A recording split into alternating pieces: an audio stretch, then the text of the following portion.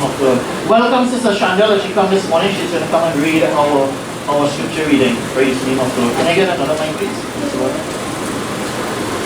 Hallelujah. First Timothy chapter 3. We want to take it from verses 1 to verse 7 this morning.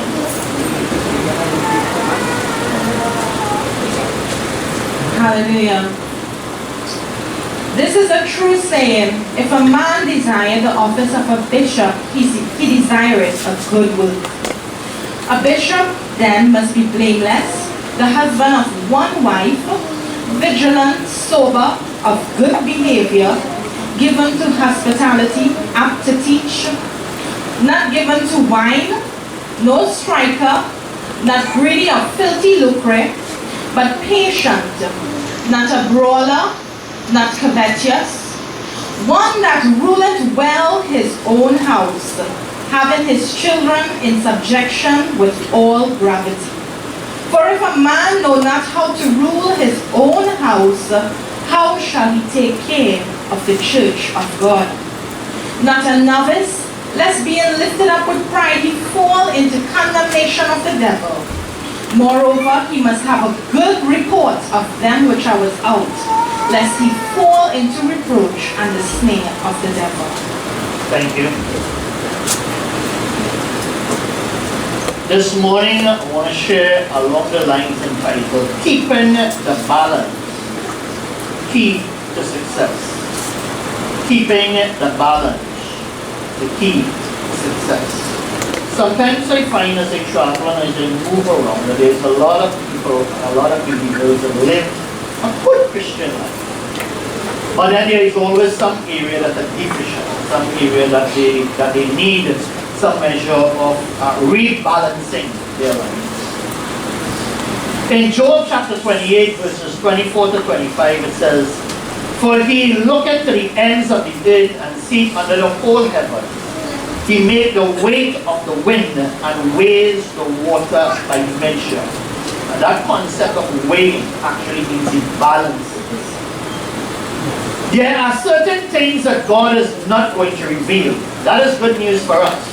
Who wants to believe in a God that he can put in a box and completely understand? If you ever come to a place where you understand all that God is, then he is no longer God. This past few weeks we have had many traffic jams on the roadway because people are transported creatures. If Jesus is Lord over your life, then not only is your entire life ordered, but every single step within your life. God has a plan for the plumber as well as the preacher, for the mechanic as well as the missionary. And if God, for instance, calls you to be a technician and you become a teacher, you are accepting second best. To find God's will is the highest achievement in your life.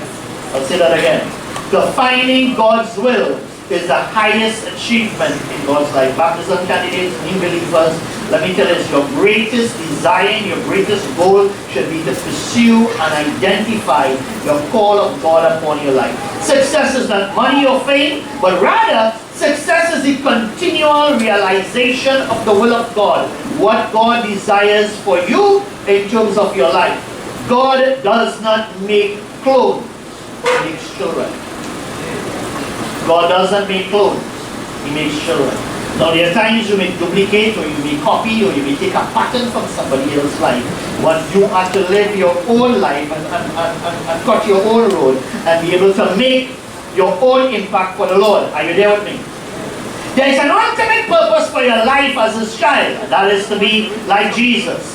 He was a well-rounded and balanced individual that was able to stand under trials and temptation. Most people today put effort in particular areas of life, but fails to give attention to other areas that are lacking. God requires maturity, a man of full stature, a perfect man or a balanced man. In Scripture, all of these will carry the same meaning. Development in every area of life is the key to a successful and victorious Christian. Any segment of your life that is underdeveloped is a door for the enemy to attack you, and also a place where there will be accusations. Now, I want to start off by looking at the Jesus life model. In Luke chapter 2, you will remember that he went to the temple, and at age 12, he was able to talk to people above his years, doctors, lawyers, leaders, and he was able to confound them. And they were amazed that a 12-year-old was able to show them from the scriptures. Had they known it was the very word of God and give them the word, was talking to them about the word, they will have realized that he had the word. I'm watching a 12-year-old. Alright? But then his family was looking for him and they couldn't find him, and then they went back and found him in the temple. And he says, you know, you're seeking me, but don't you know it must be about my father's business. And that is not a child standing up for his rights. But he's making an understanding. Even at a young age, God had a call upon his life. And most of you baptism candidates are beyond 12 years. Go after the call of God in your life. But then in this verse, it declares how in verse 51 and then 52, he went down, he was subjected to them. And then it declares that Jesus increased in wisdom and stature in favor with God and man. What did he do between age 12 to age 13? Well, listen what he did. He increased in wisdom and stature and in favor with God and man. In reality, we are told when we look at his life over the Gospels, four Gospels, we find that he actually operated in ministry for 3 years. How do we know that? Because you can actually track 3 Passovers during his ministry. However, you will find that from 12 to 30, that's 18 years. Jesus spent 18 years in training to do 3 years of ministry.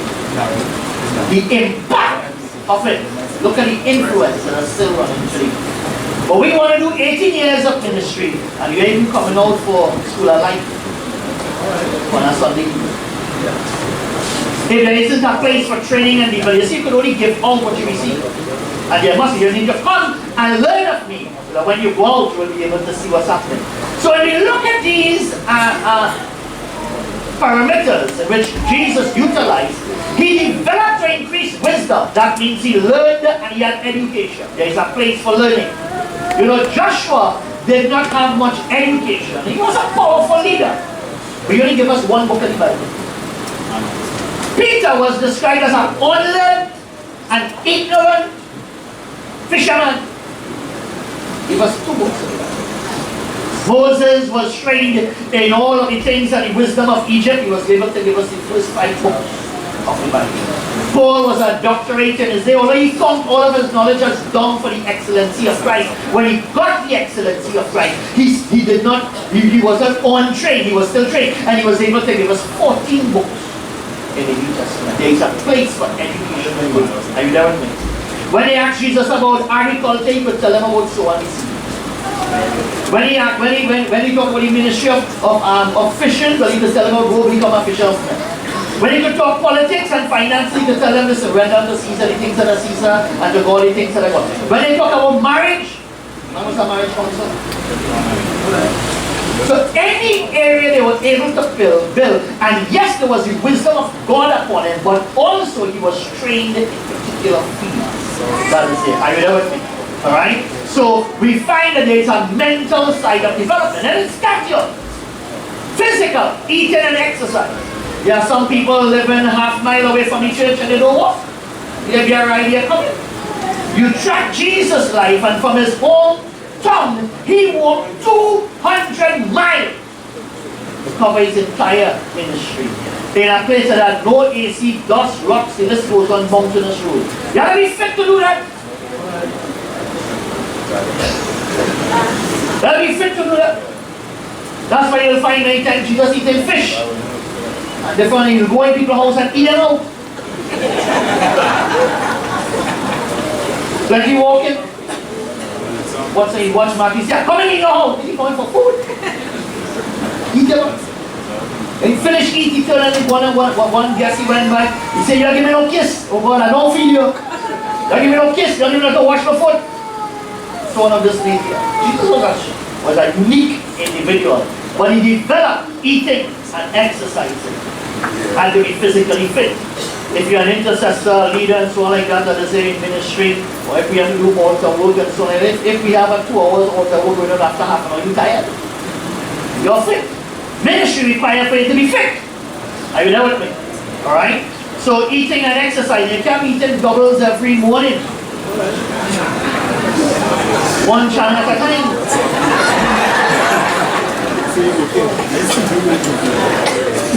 I tell you, that faith like potatoes. And then you develop relationship with God. You know, teaching and training within each church. Or within, in his case, it will be the synagogue. You're going to the synagogue, hearing word and so on like that. That there's a place for you. Because all week, you are being bombarded by all type of news and this report and Facebook and this one and that one said, this one said, and that one said, they didn't say what they said, they tell you what they say, and you feel like what they say, and I know what they say. So there's a place for where you will be exposed to the training and teaching that are there. That's why if you miss it and you're not here on a Sunday morning, talk to the guys to the back, you can get the DVD good check so that you can keep up what's going on. You know? But not only did Jesus talk with God, he also talked with people. There are some people when they get saved, and the Holy Ghost comes down upon them and they read a few pages in the Bible and they come 3-4 prayer meetings, they're afraid to talk to people. Or they no longer talk to people. You know, and sometimes we have the opposite when people get saved. Only time, yes, we know you might have had a lifestyle of party and so on like that, but that doesn't mean you're isolated people. He also developed favor with man.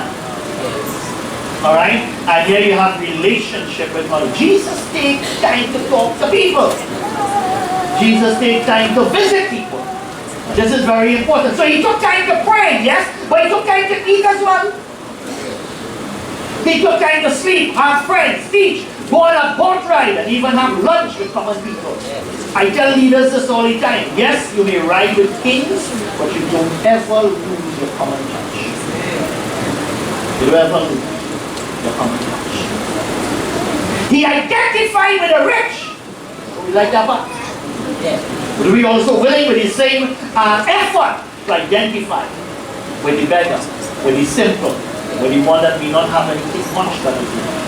You might have carpet and tiles together, this might have it in cardboard. There's a human being that is here, it's a person that is here. He identified with the religious. He identified with the taxman. Or the political man. True success is measured by accomplishment in all areas of life. And most people accomplish great achievements in only few areas of their lives. And it's important that we allocate time in all of these. There is a problem that we can experience when we have an unbalanced life. You see, we want you to be heavenly minded, but you must not be absent from planet Earth. You live down here. You know, when the disciples went up with Jesus on Mount Transfiguration and saw the glory, when they came back down, they had to deal with demon-possessed issues. So they had to deal with the issues down here. But if we have an unbalanced life, some of the problems that can occur is that there can be stress in other areas of life. I mean, think about it. It is difficult for you to be a powerful, anointed intercessor, but you have financial problems. Or you have relationship problems with your own family. Why spend all the time praying and oiling down and tornado spin and all this kind of stories like that, and your own family members, you don't talk to them? You understand what I'm saying? So what it does is that it brings a great deal of dissatisfaction because there are areas underdeveloped. There is a high level of the source of there is a high level of loss of achievement and goal, and then people around you will pull away because they find that you're not well-rounded and that you're not balanced. You know, they find as if you appear to be artificial, not real. Here's what the Bible requires in terms of a balanced life. Job 31 and verse 6, let me be weighed in an even balance, that God may know my integrity. You see, it's great for us to weigh you inside the church. When we have leaders meeting and so on like that Tuesday and so on, by the weighing of the same God. But when God weighs, He weighs us in every aspect of life. What do you like on your job? What do you like when you're home? What do you like with your children? What do you like with your neighbor? Let me be weighed in an even balance so that you can see my true integrity. Are you there with me? Proverbs 11 and verse 1. A false balance is an abomination to the Lord, but the just weight is His delight. In other words, then what you are within the confinements of the Christian world should be the exact duplicate of what you are on the outside and in the world. Are you there with me? If the balance is not right, it's an abomination to Him. Proverbs 16 and verse 11. A just weight and balance are the Lord's, all the weight of the bag are His work. We're talking about the different things that might be in your bag just now. Proverbs 20:23. Divers weight an abomination to the Lord, and a false balance is not good. Not good. Ephesians 4:13. Till we all come in the unity of the faith and the knowledge of the Son of God unto a perfect man. That word perfect is also balance. Unto the measure of the stature of the fullness of Christ. So yes, Jesus got up a great while before morning and prayed. But then during the day when he talked to him, met him, interacted with him.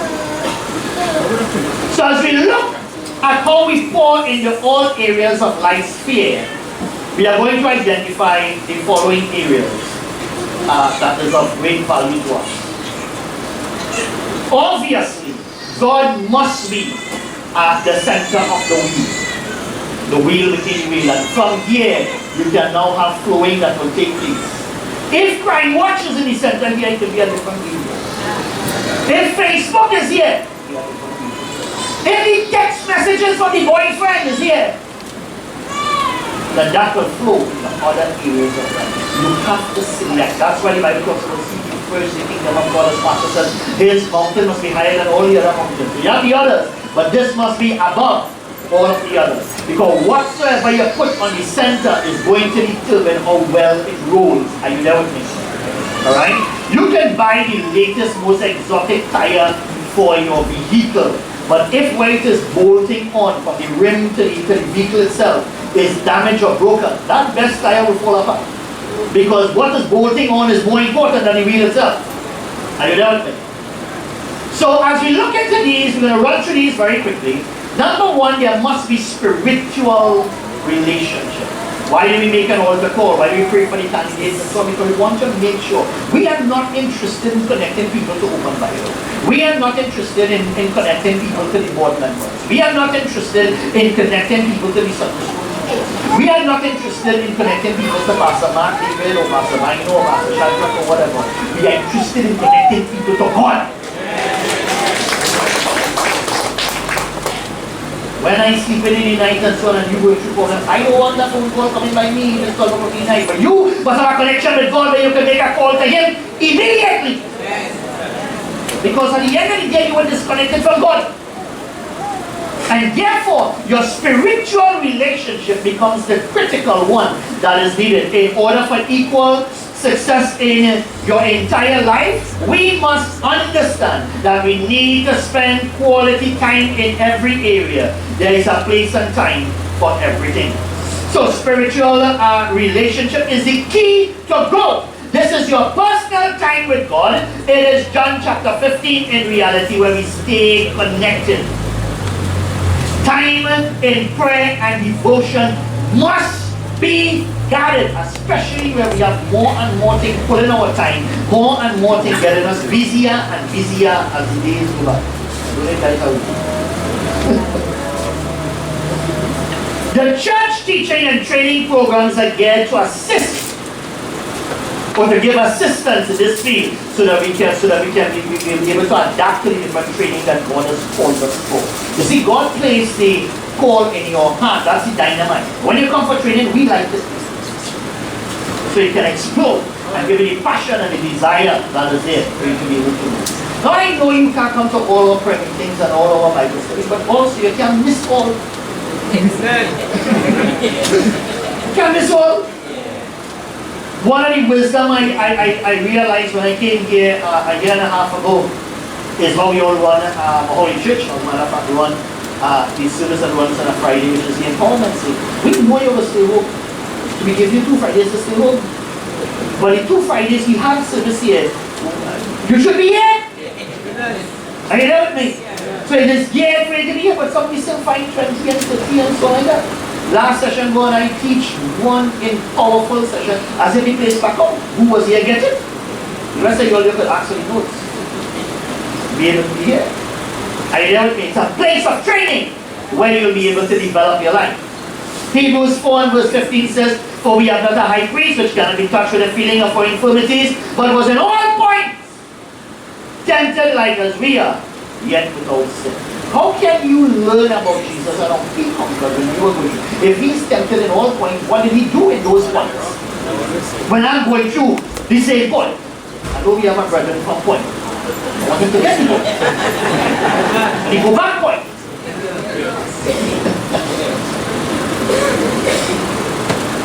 Now, in spiritual relationship, one of the critical things is for us to have the ear to hear God's word.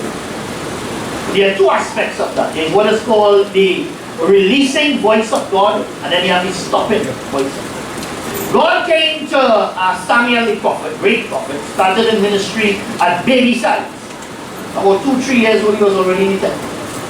Because of a covenant as his mother means. One of the only places in the Bible we saw a woman makes a decision that changed the life of not only a child that became a man and a prophet, but the entire nation. Because that woman's decision to put that boy in the house of God is who selected kings for the future.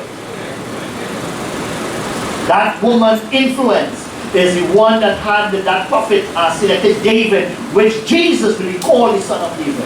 Such is the influence of life. But here is this great prophet that is told by God to go to the house of Jesse. So he hears, there's a releasing voice of God. He goes to the house of Jesse, say, anoint. When he reached there, God goes up. The man had 8 sons, 7 of them in front of him. And he's like, big like that.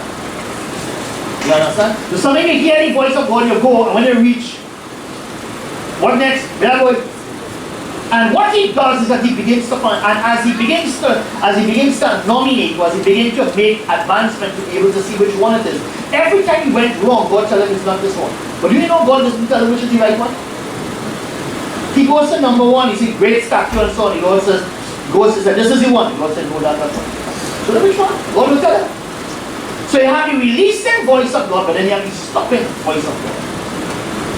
And as you progress, you find that sometimes there are things God doing and some things you do. And as people, God guides it. God tells, no, not this one.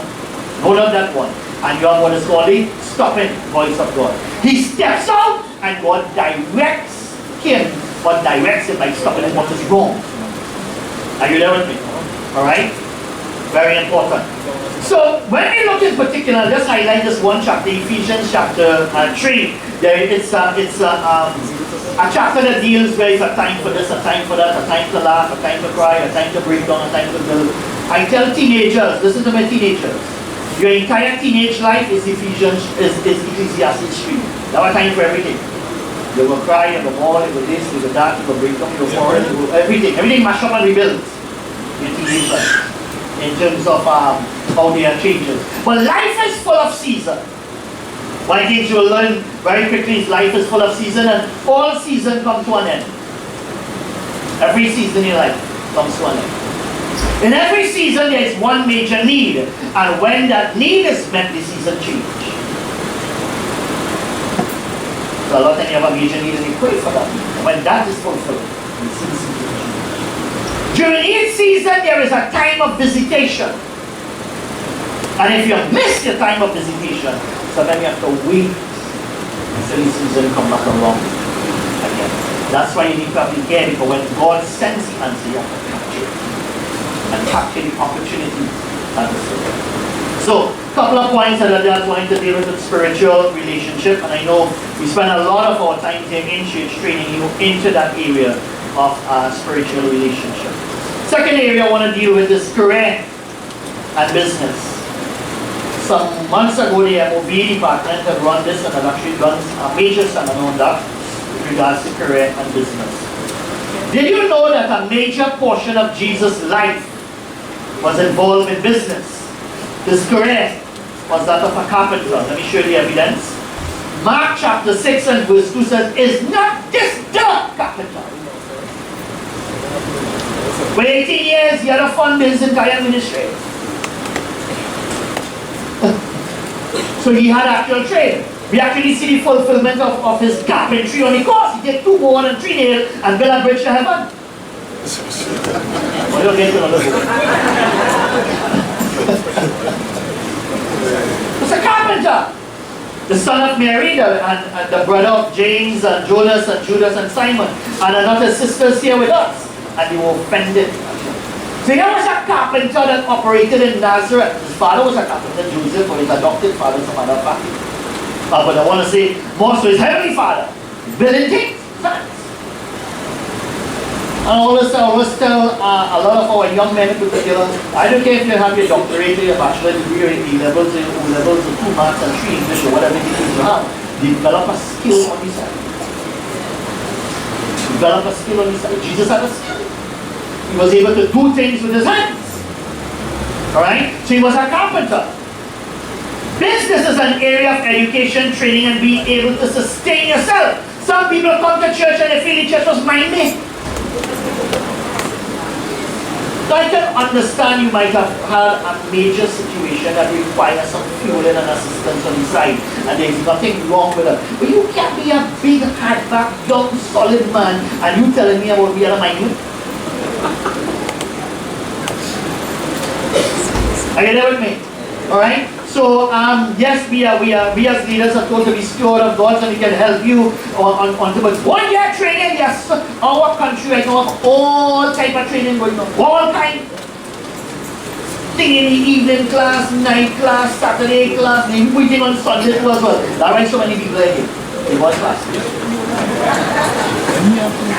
It's online, it's offline, it's sideline, all kind of thing going on.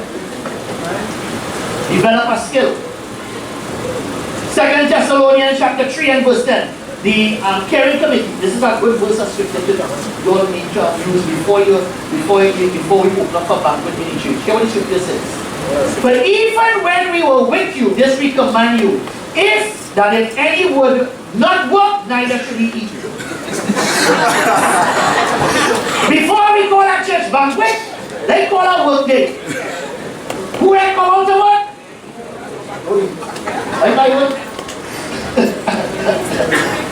It's amazing. We will call for some sort of thing to be done, and so a few people will call back with everybody clear the calendar.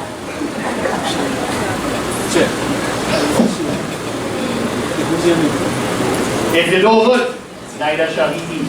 It is important that everybody find a job to do and earn an income or create a channel that will be able to. Paul was a tent maker. Yes, he traveled all over the place preaching and so on. But Paul was a tent maker. That means he used to build houses. A home. Peter was a fisherman. He was in a fishing business. But to bless you materially, careers take you to the nations. Pastor Mark came out from the banking sector. He might hear one or two things about the health sector. He was in that. Ethnos is people group that pursue a common task and have a common language and nation. For example, if you talk to people in the medical profession, there are certain words that they use. It's English words, we have no idea what you're meaning.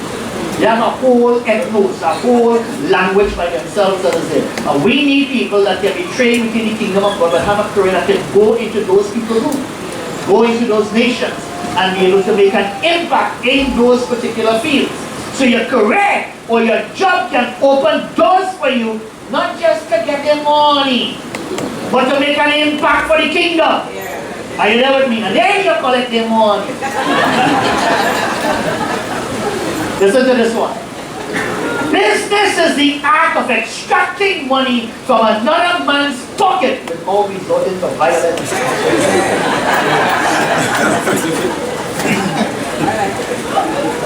Instead of coming to the front here, I came to the back to hear the testimonies and so on like that. And I already see tables set up outside with bags and so on, things ready to sell. After service, certain individuals will be extracting money from you without resorting to violence. Depending on the desire of your stomach.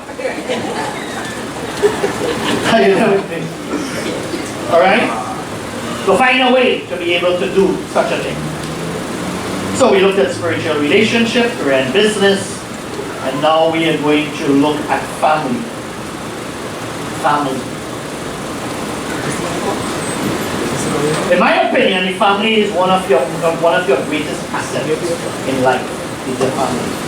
Whenever your place of job, or your place work, or your place church above these people, not only can you lose your family, but even the very fabric of our society. And I am of the view that your family really and truly don't support the job. Your job supports the family. You work in a job so that you'll be able to build and establish a family.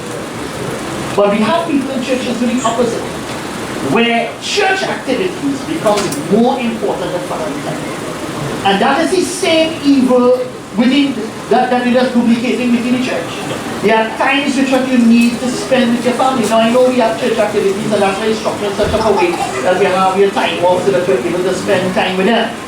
Alright? So it's very important that we make sure that we guard and we protect and we look after our family. Jesus placed such emphasis on family that his brother James and even Jude were active in the church after his departure. Even his mother was present on the day of Pentecost. In 1 Corinthians 15 and verse 7, after that he was seen of James. This is where, after the resurrection, Jesus personally went and appeared to his brother James. These people he grew up with.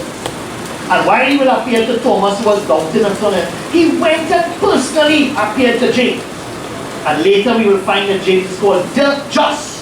So James became the pillar. He actually had more weight than the Apostle Peter in Acts chapter 15. Alright? And then of the apostles, he went to his family first, then to all the apostles.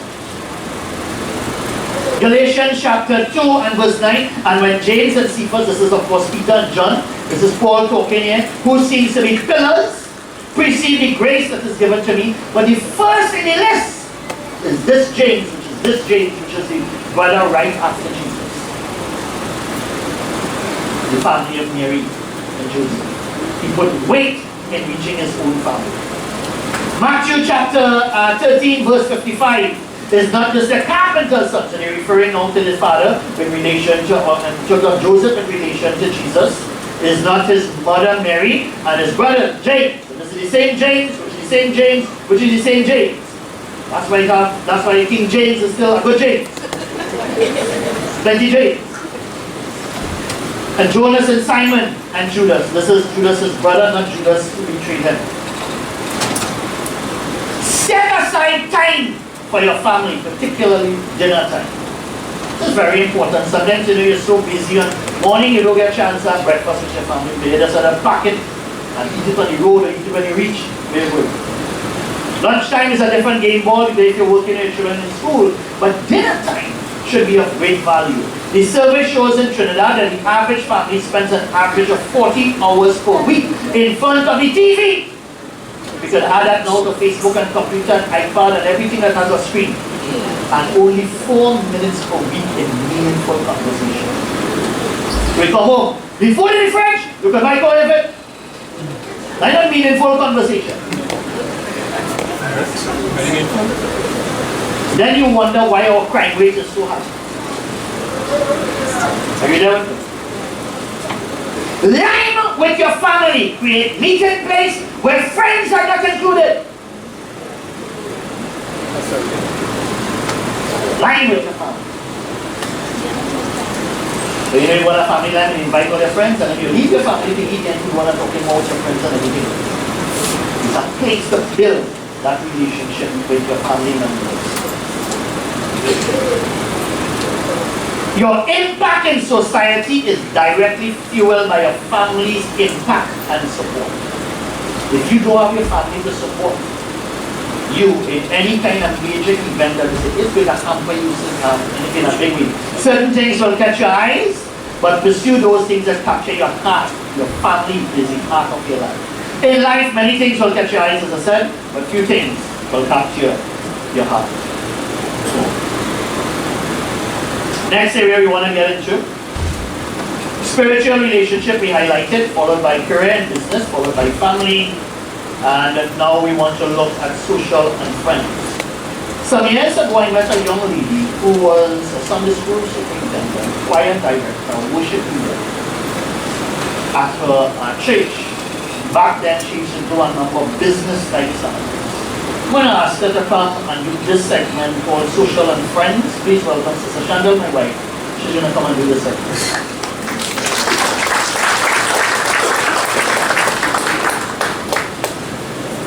Hallelujah. Jesus spent time eating with friends, sleeping in the middle of a storm, going fishing, on one occasion even chatting with a woman at a well. Have we stopped and think that one of the most undeveloped and much needed to develop areas in every Christian life is the area of socialization and friends? But it's not just about having friends, but it's about being able to develop and nurture Christian friendships. Friendships are supposed to be true, honest, and survive the trials and tribulations of time. So then, why is it an undeveloped area? There is a valuable lesson for all of us to know. It is a well-established fact that if we work continually, we get worn down. Nobody does their best work when all they do is work. As the saying goes, all work and no play. Makes us dull. You see, when we view time in terms of money, we often become stingy with the former to maximize the latter. So we are caught up with paying bills just to keep our existence here on the planet Earth. Also, the large quantities of tangible and intangible goods and services available to us adds to our struggle in deciding what type and quality of lifestyle we should possess. The ability to satisfy our desires breeds impatience, seeing that we live in a world of instant microwave age. So is leisure time now a myth, or is it too costly to enjoy? Always remember that we are human beings, not human doing. If we don't prioritize our time in such a way to have a balanced and a fulfilled life, then we will eventually get caught up with the hassles of life, leading to an imbalanced life. Therefore, we need to take time to come apart, and we need to rest. And rest has a way of refocusing us. You see, we live at a busy pace, and I am sure that you all can agree with me. Such busy lifestyle that we have, the availability of technology, and all these additional activities, takes our time away from us. And so when we take time to rest, it's a time for us to rejuvenate, for us to recuperate ourselves. Sometimes we as a family, my husband and I and our two girls, when we feel tired from our hectic daily schedule, what we do is that we just make a decision and we just take ourselves and we go someplace. It can be a country setting. I love to go down to my in-laws' place down at Losiro, because there is just a difference about the place. When you go and you smell that clean, fresh air, and then when we are coming up back into San Fernando, you get the vibes again of that hectic schedule and that hectic life. So sometimes it's just nice to go to some place and relax, maybe to Harry's Water Park, just simply probably to Tobago. We do that. We switch our cell phones off and then we just spend time with each other. Rest gives us the ability to refocus and to ensure that we are not shifting our focus from Jesus to other activities that may not bear fruit in our lives. Then we need to set 1 hour each week for thinking. All thinkers are investors. Okay, can you remember when last you actually had some time to sit and just think? Just sit in a corner and just think.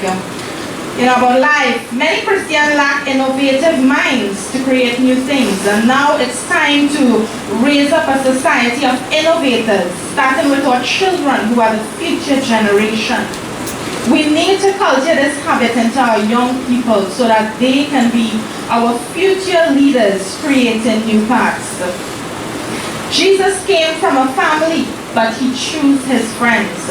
And we likewise must not have others choose our friends, but we must be able to choose our friends, in what direction we would like our lives to be guided. Now, it brings us to the law of attachment. Who you hang around with, you become attached to. And in crisis, associate yourself with positive people. I would like to admonish us that we need to take the time to associate ourselves with positive people. People who could fill our lives, people who could edify us, who could uplift us when we are drained, when we are worn out, when we have no hope. You think you want to go by somebody depressed as well? When you're already depressed and you walk into a home with a friend who is also depressed, what takes place? Do you get excited? Do you get motivated? Or do you feel double depression? So if we are surrounding ourselves with people and we realize that our lives are not edified or being uplifted, then we definitely have the wrong hope.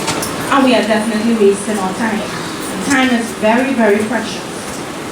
One of Abraham's close friends was God. And like Abraham, we have that same privilege of friendship with Jesus. If we yield to his will in our lives and we remain occupied with him, the result is intimacy. Our relationship with Jesus is an asset where we have a testimony to tell others. For instance, the intangible presence of God is something that cannot be seen, but it can be felt.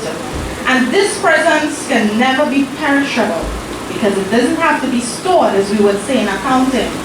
It's a presence that will last for eternity. It's a presence that will last for a lifetime. On mornings, I would be so busy that I don't have time to kneel down at my bedside and pray for 1 hour. So what do? When I'm driving and I'm going to drop my children to school, I would be praying. I would be breaking chains. We sang that song this morning, There is Power in the Name of Jesus. And my little daughter, she loves that song so much. When Sister Carly was singing, she said, "Mommy, Auntie's singing that song for me." I said, yes, that song is for you, because we're going to break every chain. And I'm in the car with my one hand at the steering wheel and one hand, break every chain, break.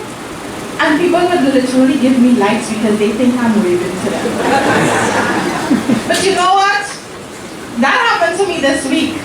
I was so into it, and the Holy Spirit was so heavy, the presence of God was in my vehicle, that I was not concerned about my outer surroundings, and I was just praying and breaking chains and, confusing the forces of darkness. Because when we are in the presence of the Lord, that is what we do. And I did not realize that there was a driver next to me looking at me and thinking that, I wonder if this woman needs service. But you know what? I'd rather live for Jesus and be a winner in the end. So we need to have that radical relationship with Jesus and that friendship to tell others about his presence as well. The law of association. The law of association tells us to select the people that you will listen to, because who you listen to controls you. Parents, if your children is listening to the television and all that they're hearing is SpongeBob and Squidward and all these different cartoons, that's what's going to control them. I'm so happy that, our girls, they are so involved in this recent series that we have available, Superbooks. And I can tell you I am ashamed because my daughter might know more Bible than me. Because Superbook is training her so much on the Word of God. And when she feels scared, she knows that she can trust in God. She knows that he is there to protect her. And what are we listening to? What is going to control us? One thing I have learned in life is that it's a difficult task. It's not impossible, but it's a difficult task to change people. I notice that it's easier to surround myself with positive people. Who makes you feel happy? Who makes you feel successful? As long as you share the input of positive actions and thoughts and surround yourself with people who have a positive attitude, there are few limits to what you can accomplish in your life. And trust me, that is a very, very true saying. Every night when my children are sleeping, I would go, and I want to encourage you parents to do this. I would go to their bed and I will anoint their heads and I will say, Adonai and Yeshua, you are the brightest child in the whole wide world. You are fearfully and wonderfully made. You are the head and not the tail. You are above and not below. And you know what's happening there? It's being stored in their subconscious mind. And let me tell you something. When you associate yourself with people who will encourage you and will lift you, there are very, very few things that you will not be able to accomplish. You can go places once you are in the right influence. Once you are in the right association, you can do great exploits for Jesus. Amen? If you want something done quickly, do it yourself. But if you want something to last, then do it with others. I am sure you have had similar experiences as well. You may be feeling very good and then encounter a very depressed person, and suddenly you too become depressed. It's very, very difficult to get motivated when there is even one extremely negative person in your midst. You may be feeling very bad and then encounter someone who is very happy, and suddenly you too become happy. Isn't that true? Yes. So moods are contagious, and they can often instantly affect us in a positive or a negative way. It is better to have one positive influence in your life than 100 negative influences in your life. So if you want to be successful in business, who are you going to hang around with? Are you going to hang around with somebody who can cook? They're going to hang around with somebody who is successful in business. If you want to learn how to cook, you hang around a chef. If you want to learn how to sing, who you hang around with? Sister Colleen, of course. One string Sister Colleen has to pull and Satan flee. Amen? You know, and even our baptismal candidates that is here this morning. How are they here this morning? They were in the association of positive influence of God-fearing people, and then they also got influence. Listen to these people. They were controlled, and God entered into their lives, and they felt that presence, and now they are here wanting to experience more of Jesus in their lives. And that is the power of association. And the more we can do like that, we're going to make this world a better place. And finally, the law of attraction. It's called the magnet law as well.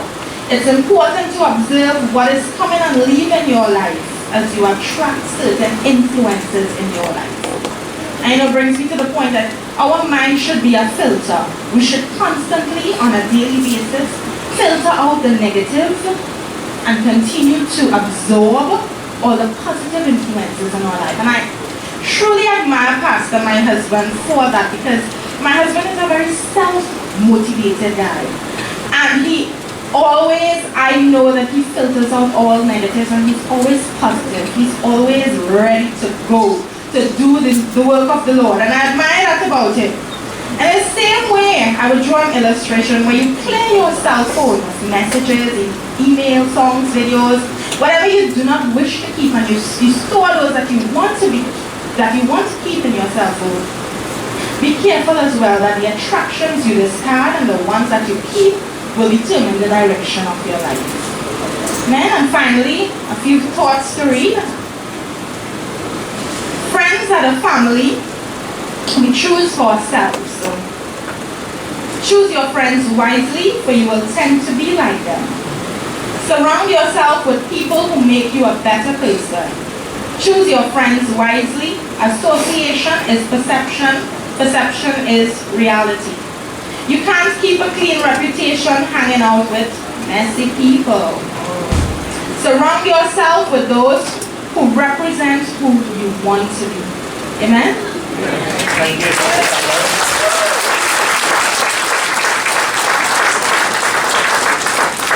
How are you like enjoying the ministry of the beauty and the brilliant? Praise the name of the Lord. Hallelujah. So we looked at spiritual relationship, we looked at parent, business, family, the Shandelle has covered social and friends, and now we're going to just run the others a lot faster. We looked at finally this one, personal wealth. Most Christians are hindered greatly due to financial restriction. This of course will tie back to the one we dealt before that deals with linked with the job, creating an avenue for yourself. Today is a world we live that we have more currency and less money. It's amazing. The more money that you really wish to, and all for now, you find that your money run out. You know, whenever you're praying for a blessing, there are two aspects you must pray for. The Lord sent a man, no problem, that's okay. But the second aspect, we don't always pray for that. We must also pray for the gift to enjoy it. Gift to enjoy it. When you look at Deuteronomy 28, you'll see the first half of the chapter talks about all of the blessings you should get. But in the latter half, when you forget the Lord, the very blessing becomes a snare. And a lot of people have a lot of assets, have a lot of facilities, have a lot of things going good for them, but they don't enjoy it at all because they have lost the gift to enjoy it. So we need not only to pray for the particular blessing, but also for the gift to enjoy it. I remember years ago working with a certain businessman, young guy, just came and he owns a massive company here in Trinidad, and I was in his office only to realize that most of his mornings he feels so busy, so he's living on crepes for his breakfast. Good grief, man. You got all this money and all this business and so on, and that's your lifestyle. You know, crepes and cheesecake can't be it. You understand? So he has the opportunity, but he don't have the gift to enjoy his life. You know, the Bible shows us 4 areas of development in the field of wealth creation, which is referred to as the 4S structure. Most believers see money as a tool that is against God and are hindered greatly due to their lack of money. So here's what we are so programmed that money and God are two enemies, and then because we don't want money, when you go out to face the world, and you need it. And then you have the struggle that is there. And the issue for that is the problem is not money, the problem is a love problem. First Timothy 6 and verse 10, for the love of money is the root of all evil. Money doesn't have a character, but it can take on your lifestyle or your nature. Right? And it is very important. Money must not be your God. It is a tool to progress. Alright? So when you have people put, they will put all the effort to send their children for great education and degree and send them all kind of extra classes, and they'll go all the effort to work for the boss and work overtime and so on, and just be calling children, I can't come. And I know there are times that you are tired. But you won't tell your boss you're tired. You're going out there. If you have to take 7 C's or whatever is the case of you to boost yourself, you want to get a chana punch and so on by the punchman, to be able to give you, when it comes to the things of God, it's a love problem. It's a love problem. What you love to do. You love to do. So these 4 S's is what we, and at the end of the day, we really hope that if you're successful in this, we can have you laughing like that. Number 1 is sowing. This is where we talk about the 10% or income as a covenant keeper with God. Number 2 is savings. A lot of Christians don't know how to save. This is your personal storehouse. You talk about bringing things into the storehouse of God. How can you bring to the storehouse of God if you don't have a personal storehouse? You cannot do it publicly unless it is done privately. Then sharing. You can't share from your 10%. Sharing, pouring into others, and then spending. Oh God, yes, they don't teach you how to spend. A lot of people don't know how to spend their money. Right, in terms of their personal needs. So, when we look at sowing, it's the teaching of seed time and harvest, 10%. And I'm not going to get in depth into that, you're familiar with that, and of course it's been taught as well with regards to sowing, but we need to tithe, we need to get God's covenant portion. It's amazing. There is a supernatural principle and blessing when we take 90, it runs far more than the 100%. Because we sow backpack, the fuels, the rest of what's going on. Saving in storehouse, as I mentioned before. Store means a key. Now I tell people, so when you get paid, the first thing you do, you go on the tax man, take the portion. Then you pay courts, you pay the facility, you pay mobile, you pay TNT, master, the list goes on, all the people. And you pay yourself. And last when you get paid, you only just want to buy an ice cream, so you don't want to pay yourself. Yeah. One last snack or something there. You just want to have a little something or something. You need first you, and the pains one, Peter one, the money gone. In Genesis 41 and verse 36, Joseph is talking about how do you deal with the rainy day or famine that is coming. And Joseph's recommendation, take a portion for store. It's the same way for savings. Alright? That there will be food to be kept for store in the years of famine. When sometimes there are times in your life where money starts coming quickly, you're coming just good, you just get a big contract, a big job, you tell you build 3 homes, whatever. You've got to capture the season of plenty and learn how to store quickly. In 1 Kings 9 and verse 19, Solomon didn't have storehouse. Solomon had cities of store. You wonder why the man was so rich? Was it because of how deep his bank account was? This man had an entire city just packed up with storage. Cities of store.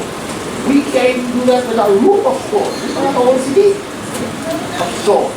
2 Chronicles 17 and verse 10. You see here, Jehoshaphat waxed great exceedingly and built in Judah castles and cities of store. He ain't suddenly blessed yet. So storehouse appears in the scripture in a couple of places, and my recommendation, if you can, is if you can put 10% in storage, you need to put 10% in storage or in saving. That should be a target goal. It's what we call the 10-10-80 principle. So the next 80% goes into sharing. You cannot share, but if I come home and you have corn, and you just went and planted some corn in the back, right, basket for roast corn. You don't run in the back and go the corn, just that.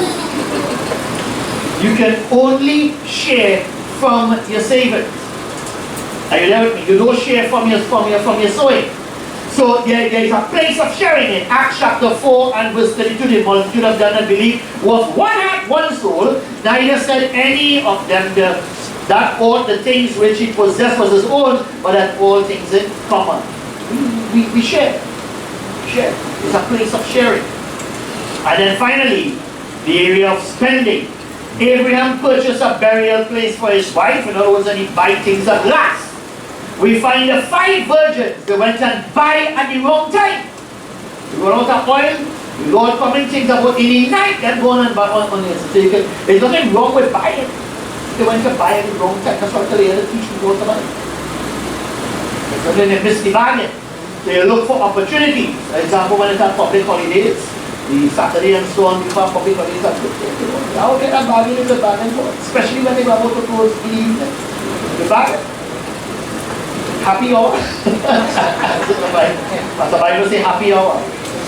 You know, the concept of buying is recorded 56 times in the Bible. 56 times. So if you like to shop, scripture will let us support you for you. 56 times recorded. Alright? So it was